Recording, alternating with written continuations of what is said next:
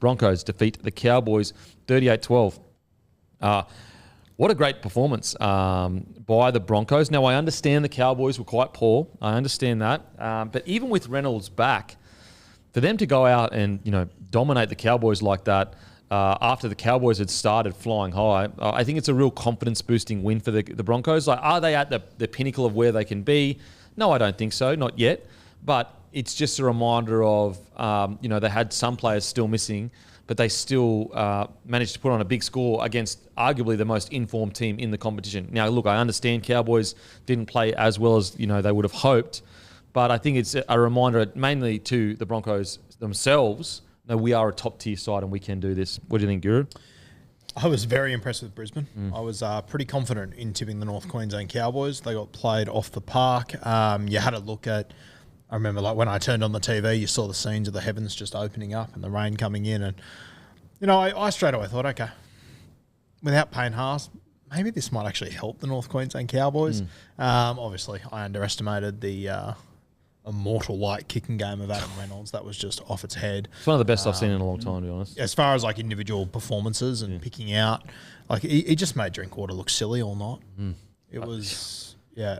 And how about that last, the one that I loved, and it's full credit to Adam Reynolds, the one that Ezra Mam kicked for himself. Oh. And you watch Drinky and he's just going, where the fuck is Reynolds? Yes. What's he going to do to me this time? Yeah. And Ezra Mam just goes, yeah, thanks for coming. Yeah. And I love that from Ezra, where Ezra's just got to get himself involved in the game and things will happen. There might be an error here or there, but the amount of individual kind of moments that Ezra has in such a short period, it's pretty special. But back to Adam Reynolds, but it was the mixture. It was his short kicking game. It was the long kicking game. It was just, he looked incredible. What do you think, Timmy, of the Broncos? Yeah, Broncos, really sort of low-key big win for them because they did it, they've got stars across the field, but they did it without Reece Walsh and without Payne Haas. So a massive confidence booster after a mixed start to the season and a really difficult draw.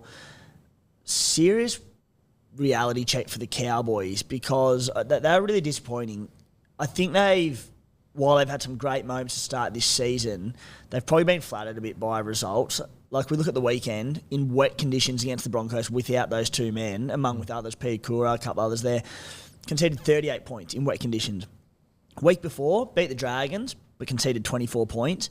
They were very ordinary against the Knights, got away with a golden point win. Conceded 18 against the Dolphins. Again, not terrible, but they've got the second worst defence in the NRL. So the fact that they're 3 from 4, despite having the second worst defence, it's a great sign. They're winning games. I mentioned they weren't the best against the Knights. They still got over the line. That's the sign of a good side, as we know.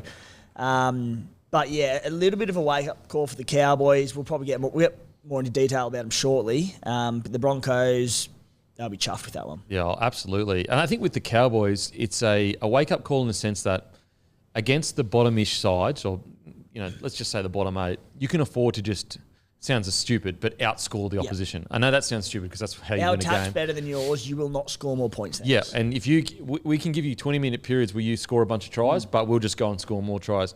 But when you go up against the Broncos, they're supposed to be a top-tier side. There's an argument you say, well, if you want to play that game, we can play it even better. But not only did they do that, the Broncos actually last year, in some stats, had the best defence in the competition. And it's a part of the Broncos game that doesn't get spoken about enough. I know it's been a little bit of a rocky start to the season for the Broncos. Obviously, Penrith put a bit of score on them. But their defence there's an argument to be made, it's one of the most underrated things in the game because everyone talks about incredible attack and they'll attack from anywhere. But they definitely had the second best defence in the competition last year. There are some stats, if you look at it, they had the best defence in the competition. And when the Cowboys ran into that, again, the Cowboys weren't great, but those little half chances that the Cowboys used in previous games to get themselves back into the game, they just weren't there. I won't steal your thunder, mate, but I thought Paddy Carrigan was just tremendous. I'll let you talk about him, but he is... I reckon he's going to finish his career as one of the best forwards we've seen. I genuinely do. He is just an absolute fucking freak. I did a thing on my podcast the other day, Can be going through a Jenga player from each team, the player that you could take out and the team would really struggle. I think the automatic answer is Reynolds, Walsh, Haas. Mate, I'd be very interested to see Brisbane without Paddy Carrigan because I've seen them when they move into the edge and they look like a shell of themselves in attack. I reckon he is just so important and so valuable to this Broncos side. Look what happened when he hip dropped Hastings a few years ago, Yep. and he was out for 5 weeks. Yeah, Can I what's just doing? get you on a technicality there? I thought you weren't going to steal my thunder. Thunder stolen. Thunder has been stolen. Thunder has been stolen. Timmy, what do you think about Paddy? Who gives a fuck what I think? Well, Guru's just recapped his whole career after not stealing your thunders. Oh, mate. No. I'm not sorry either. Hey, that hair can make you do some crazy things. Mate, I agree with you. Like Paddy Carrigan, you know, I as a Queenslander, I know New South Welshmen hate to say this, but geez, doesn't he just represent what Queensland is all about? Like, if you could mould a Queenslander that suits the jersey, suits the Broncos, is a pin-up boy at the Broncos, also a pin-up boy of origin, like Paddy Carrigan is that guy. His ability to just churn through. He's the kind of guy that you might watch the first 40 minutes and be like, oh, Paddy Carrigan's been okay. And then you go, hang on, you go look at his stats, and he's run for like 110 metres. A lot of his runs, they're not necessarily runs where you go, he's bumped 3 people and they're kind of flashy, but he always bends the line. It's just these runs that bend the line each time. Momentum, Kempy. He's one of the best go forward props in the game. Not a stat sheet filler where there's a bunch of tackle busts, offloads, any sort of major attacking stats off the back of it. But as you said, every single time he runs the ball, there's a quick play of the ball, he bends the line. I think I mentioned before, someone like Hutchison at the Bulldogs, he doesn't really have a pack to play behind and they don't have that momentum through the middle. Yeah. Pat Carrigan is the guy to get you on the front foot, to get a quick play of the ball. The dummy half can race off the back of that. Everything comes off the back of it. Paddy Carrigan, arguably the number 1 go forward middle in the game. Him or his teammate. Yeah, him or Haas, because then people go, well, what about Leota and Fisher-Harris? Like, don't get me wrong, Leota and Fisher-Harris, they are the dominant forwards, but I think that where you would just have the edge with Haas and Paddy in attack, I think that Fisher-Harris and Leota make up for in their defence. I think their defence is super aggressive, line speed. And on top of that, this is not to get into the Broncos props versus Penrith props argument in terms of who's better, who has more influence, all that, but Carrigan's doing it in 71 minutes per game. The Leota, Fisher-Harris, they play, 40 to 45. Doing it nearly double the time. It's crazy. And so with Paddy, 74 minutes on the weekend. 74 minutes. Last week he played 80 in the middle, and they got completely dominated. He still had big stats. But also, it might sound silly, but a lot of the way he plays is super unselfish. And what I mean by that is obviously he plays unselfishly, he's tough. But when we talk about, do you think Paddy couldn't break tackles? Of course he could. Yeah. So when you go into contact, you've got a couple of options. You can go into contact and essentially, move your body so that you're trying to throw people off you. You can go into contact trying to hit the ground. You can go into contact trying to push through it. The amount of times Paddy Carrigan takes the unselfish option, like a non-stat patter, as you said before, where he goes, no, my job is purely momentum. It's not about my personal stats of bumping and wrestling people off me and getting tackle breaks and getting the ball at the back. He does have that in him, but every time he runs the ball, all he's thinking about is the perfect contact, then the perfect amount of post-contact meters, and then the right time to find your front. Because a lot of the time, it almost sounds counterintuitive, but if you're a halfback, sometimes you don't want your forwards fighting every tackle because that slows momentum down. Everything stops as they're fighting in the tackle. Whereas if you've got forwards, I mean, ironically, the Tigers did this 2005. They did it so well. They just went bomb, hit straight to the ground. All they were thinking about was momentum. And Paddy does that nearly every run where, he'll pick his times well with the offload because he does have that in it. But usually he's just going the perfect contact, the perfect amount of post contact, and then the perfect time to get on the ground to play the ball and keep going. It's so impressive, so impressive. And he does it for Brisbane week in, week out. And then, he goes to rep level and he just does the exact same thing. Nothing changes. I look at a guy like Isaiah Yeo, and I know they're in very different teams when it comes to State of Origin, but, there's been a number of times over the last years where you've walked away from Origin going, geez, is Isaiah Yeo the right fit at 13? Is he, blah, blah. Does he fit that team structure and the way they want to play? Pat Carrigan, he just fits into every single team he's in. Yeah. Doesn't matter. He just plays the perfect role every time. Yeah, he's unbelievable, and he's such a credit to the club. I remember a few years ago when they were going through their darkest period, and they made him captain, and I felt like it was too early in his career. I think he was 21, and they made him captain. There might have been an injury or something like that, and I was like, far out, let this kid give him an opportunity to develop before putting those pressure on his shoulders. And now we're seeing, and then obviously the captaincy went to Renault. And so he's been given the room to grow as a player. Because if you go back and watch his initial first couple of years at playing in first grade, you could see a great player there. But he would almost try too hard. And there'd be, he'd get through all this work and then there'd be a couple errors. And then because Reynolds come in, he was given that room to grow as a player and basically become the player he is today, where all of his work, it's 8 or 9 out of 10. Like very rarely do you get a lazy play from Paddy Carrigan. Very, very rarely. So it's an absolute credit to have him at the club. He is unbelievable. Another guy I want to give a shout out to. This is another thing that I'm really liking in the Broncos this year. We've talked about all the players that they've lost, and their forwards. We need young forwards to step up. What I've really liked about some of these guys that are forwards that are on the bench is when they have a bad game, the next game they respond really well and rip and tear. I thought Fletcher Baker was outstanding. I really did. And then go back to 2 weeks ago, Kobe Hetherington had a bit of a poor game, came against Penrith, played really well. And that shows you what that shows you is a standard and it shows you a squad that isn't okay with playing poor games. Like if they'll play a poor game and they respond to it. Whereas there are some teams where a forward will come out and play a poor game, have 2 or 3 errors, and the next game, he doesn't. There's no real energy. He's not really, ripping and tearing. So I'm really liking that the Broncos at the moment.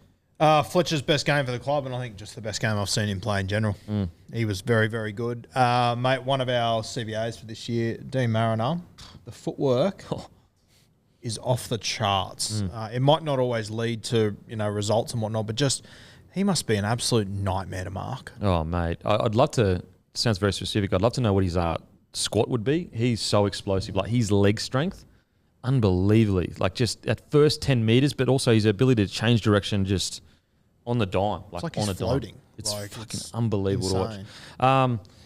Really interesting. So Jaden Hunt, I thought was really good, just got through his work, which is all we need from a guy coming in to play that edge back row spot, which actually, ironically, it forced the Broncos' hand because we had Piakora drop out. It forced them to put Oates, because I don't think they put Oates on the bench if Piakora's playing. I think Hunt probably goes on the bench, you'd assume.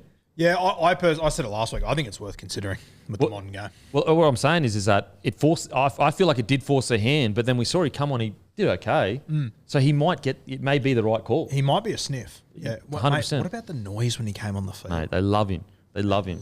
I think the beauty of it is, we saw Hunt play 66 minutes, so he spent a bit of time on the edge, but we saw when Piakura got injured round 1, I think it happened again a couple of weeks ago, and they didn't have outside back coverage, so they'd have forwards go to the back line, and they were just so short on.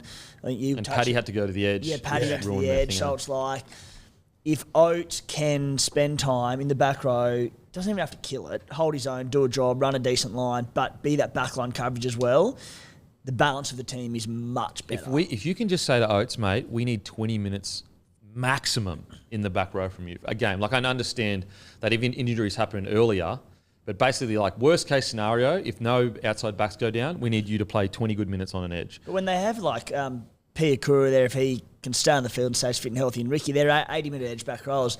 If they do carry Oates there might be weeks there when Pat Carrigan and Haas are there, who are massive minute middle forwards. They might not need to put him on if they don't need to. Yeah. It's look, I think the fact that Piakora got injured forced their hand. Like, I think that if Piakora doesn't get injured, Hunt probably starts on the weekend. You reckon? Probably, yeah. But it may have worked out perfectly, and maybe exactly what you were talking about last week, where maybe he does have 20 minutes in there. I personally, I don't see him as an 80-minute back rower. Like, I don't think it suits his style of play. But watching him on the weekend, you go, could he get 20, 30 minutes out if they have to? He probably could. Now, it's one game, we get all that. But surely, if you're not asking him to play 80 on the edge, surely he'll be able to just bang a 20 out if he needs to. It's also like, it's not like it's his first ever time playing there. Like he's tried to do this on a few occasions. Yeah, it did not go that well. Yeah. But he's older. He's, if he wants to be in the 17, this is the way he's going to find his at the moment, because like Jesse Arthurs and Dean Mariner are unbelievable. But yeah, great. It's, put it this way. At the start of the season, what was my biggest concern was our edge back row depth. Hunt came on, did a job. Corey Oates was okay. That's great signs. That's great signs. It's good not by Jaden Hunt too, because I spoke about him when he left the Dragons. I think he's a really good middle. I've actually been surprised how well he's gone out on the edge. That's full credit to him. Now, there's been a bit of discussion of Tristan Sailor Oates on the bench. At the moment, I would have Oates over Tristan. Yep. Because you've just got more chances to play him. I just don't know where you bring Tristan on. Especially when you're running with 2 9s. Yeah. 2-9-2, you don't really want them spending time as a 13. No. Like, if they can cover and spend time in the middle there, like, even like Mitch Kenny can do at Penrith, it's fine. But if you carry Sailor with 2 out-and-out 9s... No. Yeah, Especially when you're also running with Kobe Hetherington, who I love Hetherington, but he's not the biggest body in the world. Yeah. Yep. Okay, now on to the Cowboys. We'll just talk about it off the bat. Tom Dearden. Those hips do not lie. They don't quit. They're so strong and pure and true. Shakira Dearden. Oh, man. He must listen to Shakira, literally just Shakira before the On games. repeat. On repeat. Again, I know New South Welshmen hate to hear this, but like seeing that as a Queenslander, you're just like, mate, that is what it's all about. That's the spirit in a bottle, isn't it? You're is down by, 20 already, and then to just chase. Just chase to Doesn't get the give job up. done. I always forget he's a fucking Queenslander. I'm like, Shits me to no what's end. that, 3 Queensland mentions in the last 15 minutes or something? Well, it is a Queensland derby. You guys don't get it. Yeah, you don't get it. Quick question. I've been mulling on this for a while. Great, here we go. Is Aussie Spirit just borrowed Queensland Spirit? This will rile them up. This will rile them up. You're lucky this pump bottle is made of glass, mate. Hey, it's just a question. I'm just asking the question. I didn't say it was true. Just asking the question. Can I get an answer? Do you want to deck him or me? Let us know in the comment section. Is Aussie Spirit just Queensland Spirit borrowed? I'm not. I'm just asking the question. I've got Kempy's home address and I will post it in the comments. Oh, that'll rile a lot of people up. Obviously, it's a joke, guys. Jeez Louise. All right. I don't think he's joking. Oh, I think you should hire him in the spiteful. comments. I don't think he is I think you should either. really come for him. oh, here we go. I tell you what, it'll pump Origin up. Gets people. Could you imagine if a Queenslander got like on 9 or Fox and was like, "I just got a question for you guys." Anyway. I mean, they do try and sing the team song when the Kangaroos win, so they think that it is correct. But that just shows what kind of blokes they are. Still, that was like 20 years ago. Still thinking about it. I don't forget anything. Okay. Quick question though about Origin. Queensland. Queensland. Munster's still unsure about when he's going to come back. There were some people. I mean, I think on 9 they were tossing up Ezra, but you'd have to say Dearden's got that 6 jersey wrapped up at the moment. Didn't be in my side. Sure. Straight away. Straight, yeah. Didn't Okay, been great. yeah. He just summed it up. That was Queensland spirit on display. the other And night. he killed it in Origin already. And I think Ezra is a year or two away from Origin. Yeah. I think it'll even be interesting, if this was, and I don't know if it will be or not, but if this was to be Benny Hunt's last series, I know we're all talking the loser out of KP and Reece Walsh for 14. I'd be happy to have Dearden there. Oh, Dearden's would be a great 14. You know he's going to come on through the middle and just torture you. Anyway, now to the Cowboys. It does seem, and Teamless Shoes is going to be out, but it does seem like Munster's going to be named today. Oh, well, there you go. Man, what a headache to have. You already kind of alluded to it, but definitely a big wake-up call for the Cowboys that, okay, you've got great attack, you can put points on, but at the end of the day, it's obviously defence that wins premierships. Just a really sloppy performance, and I guess a concern for them because they came out in the first 3 rounds, so they've played Dragons, Knights, and sorry, who was round 1 again? Dolphins. There's an argument to be made not a single one of them is a top 8 side.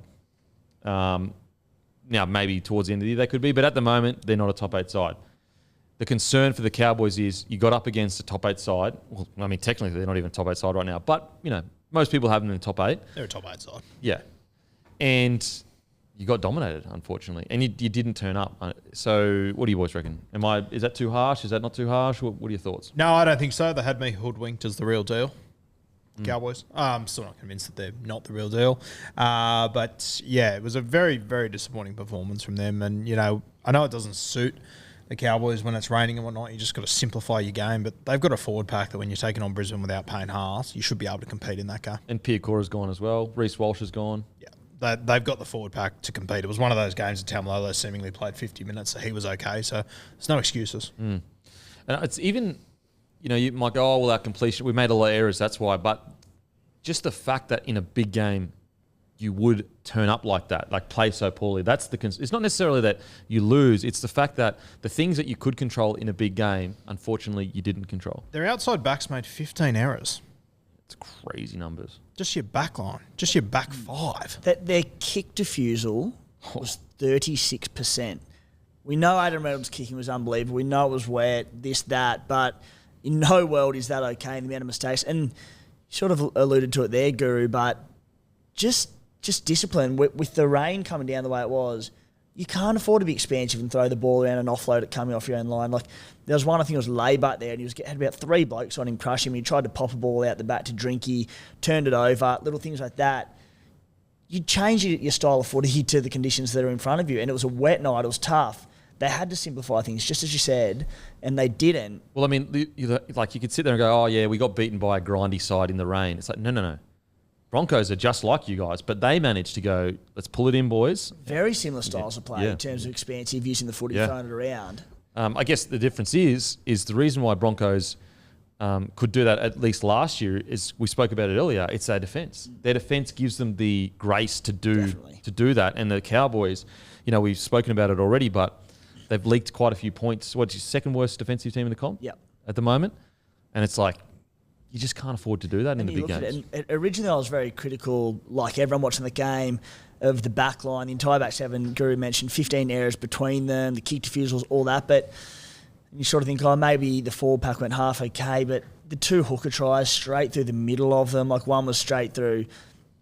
Drinky's not the best defender in the world. When he's at A mark there, he becomes such an easy target for them. But I think Taumalolo for the first try of the game, Billy Walters dummied, and Taumalolo on his own line just went the other way. There were some glaring issues. Another big issue for him is, so Dearden didn't have 1 kick, and Chad Townsend only had 307 kicking metres compared to 650 from Adam Reynolds. And so, that's essentially 300 metres. That's an average set is around 45 metres. So you're kicking for, what's that, essentially 6 sets worth of meterage more with Adam Reynolds there. And I didn't even include, Ezra Mam had 4 kicks for 66 metres. Yeah, and that's what happens when you don't get through your sets. You just keep handing the ball back to them. Yeah. And so I guess the worrying thing for the Cowboys, it's not obviously panic stations, but the worrying thing is that, as I said, they got to a big game, Queensland Derby. The big question with them is they no longer, yes, they beating bottom 8 sides. Of course they should beat bottom 8 sides. But you should be rocking up to big games, and at least it should be competitive. It was for periods there, but just what was it, 60% completion rate? 61. They'll continue this year, the Cows, barring injuries and whatnot, to put some big score lines on weaker teams in the competition. That means nothing if you get to finals time and you're playing, September footy, and you get towed up 2 weeks in a row because you can't defend. Judge them on how they go against the better sides in the competition. I'll tell you what, the biggest loser out of this game, you heard Todd Payton after the game speak about how disappointed he was they put up that sort of performance in a Queensland derby. They play the Titans this week coming, Sunday afternoon, 4 o'clock on a dry track up there. God. That might be the worst matchup of the week possible for the Titans. Yeah, for the Titans, absolutely. I think I'd rather play Penrith, to be honest with you. Because that Payton will be ripping the boys this week. Well, they'll probably give the Titans a bath there, but you mentioned they struggling against decent sides, or you want to see it against good sides. After that, they got the Eels, the Sharks, and then the Panthers. So got 3 pretty tough weeks straight after the Titans as well. In regards to some positives, who stood out for you guys? Obviously, the Tom Dearden tackle. Anyone stood out positively? Yeah, the Tom Dearden tackle was just incredible. I've never really seen something like that before. He's such a special player, Tommy Dearden. He shits me to no end as a New South Welshman. Just worries the hell out of me. And as far as positive performances, I didn't really have too many more in there, if I'm completely honest with you. I thought that the boys coming off the bench have been tremendous this year so far in McIntyre and Griffin Neame. Both probably their worst games of the season, so I'm just keen to see how they respond to that. Outside of that, mate, I didn't really take too many positives from this. It's hard when you look at 60% completion rate. It's hard to go, okay, for example, deny 7 runs. And so is that Nanai falling back into his old bad habits, or is it the fact that they, weren't completing at a high rate? Yeah, it's... You know what I mean? Like, it's tough. Yeah. If they completed at a high percentage and he had those runs, you'd be like, mate, that's Nanai falling into his old habits. I still think, though, like, even in games like this, where the completion rate is 60%, just at least 10. 41 metres. Yeah. One guy we'll give her out to, mate. I know he did tackle his ass off. He had 37 tackles, but, 10. One guy we'll give her out to, he had 2 errors, but, in that back line, that was pretty good. Cole Felt ran for 177 metres. Tough carries too. Yeah. We said at the start of the year with Valame sort of lurking in that extended squad, I think Felt has really upped his run meters this year. And then when you look across to Talangi, 16 runs, 163 metres, 70 post contact, 3 tackle breaks.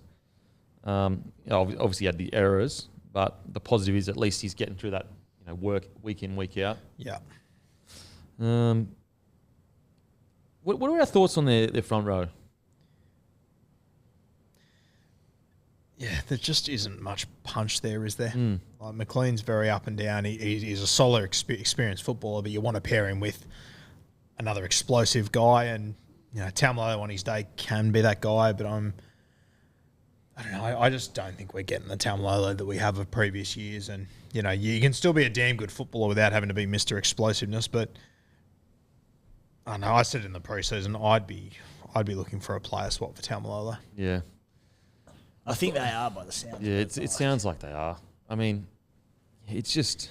And this is the risk you take with these 10-year deals, that, especially with forwards that are all about volume. I think regardless of how it... Because he's still got, 2 years left? 3 years left? It's 3, yeah. Jeez. Surely, yeah. He hasn't been as explosive as you would have hoped this year. Even with the lesser minutes, if you just said, mate, just go out there and rip and tear for 20. You know what? If you had another explosive guy with him, it's probably sweet. Yeah. But because you got him and Jordan McLean, that just neither of them are really. And you got 2 absolute veterans of the game at the very much the twilight of their careers, doing a job, but Tamalolo's got this degenerative knee condition, whatever it might be, where when they're out in front early, he's basically playing 20 minutes. It's happened twice this season. Again, it's not panic stations because they were leading the comp a week ago. Yeah, and also, this is a Broncos side that... Yeah, could have been, a whisker from a title last year. So not panic stations, wouldn't change anything too dramatically. I do look at it and go, someone like Griffin Neame, who's been really good in recent years. He's a Kiwi international now, fit, healthy, bigger minutes in him. He played 31 off the bench. Do you start trying to get a few more minutes into someone like Neame? Does he start the game? And do you bring one of Tamalolo or McLean off the bench? I don't know, but... I would consider starting Neame and basically bringing Tamalolo on for similar to what Junior Polo did at the start of this year. Go, mate, we just need you on there for at a 20-minute mark around then, and just go as hard as you can till half time, and then we can reassess where the game is maybe. Have 2 15-minute stints, go as hard as you can, and then, as they're doing now, if they do get out to a lead, which will happen countless times this season, I dare say, you're just playing for the first stint and you let him play his 15, 20. Because if you bring him off the bench, you're basically saying, look, let's not give you any of the shit work. Let's just give you all the good work, which is what you do best, is just bending the line. Yeah. Whereas if you're playing in the first 20, he's taking the brunt of the game, and it's is that the best use of a Tamalolo that clearly is hindered? I mean, they've come out and said he's hindered by injury. What do you got there? It's 3 years after this year, so it's end of 2027. God. Yeah, wow. Hopefully we're just seeing a hangover from the injuries he had last year. Maybe didn't he break his? And look, just in terms of the Cowboys, being very hard to be positive about them this week, but it is the NRL. Penrith are the only team that can get up week in, week out. Every team has a down performance, so hopefully it's just a one-off for the Cows. Yeah, I guess the major red flashing light is the fact that they've played essentially bottom 8 sides. They get first game against a big side, and again, it's not that they lost; it's just the fact that they just didn't look like anywhere near the team they were looking a couple of weeks ago. But it's so early in the season; we might be 10 rounds down, going they open the year they're 3 from 4. Yeah, so it's the wrist was a few years ago. It was the knee cartilage last year, which put him out for probably a third of the season. Yeah. So not panic stations at all, but definitely still questions of how are they ranked against those top tier sides. that has yet to be answered. We know they can dominate the bottom 8 sides. How they're going to go against the top ranked sides, and we'll soon find out. We've got, as you said, the Eels. They've got Titans. Yep. They should win. Eels, Sharks, Panthers. Penrith. So you're probably going to know where they're at by round like 9 or 10, I think, where they're really at. But 3 from 4, like, fuck, can't ask for much more than that. I know it hasn't. Some haven't been pretty, but it's still 3 from 4.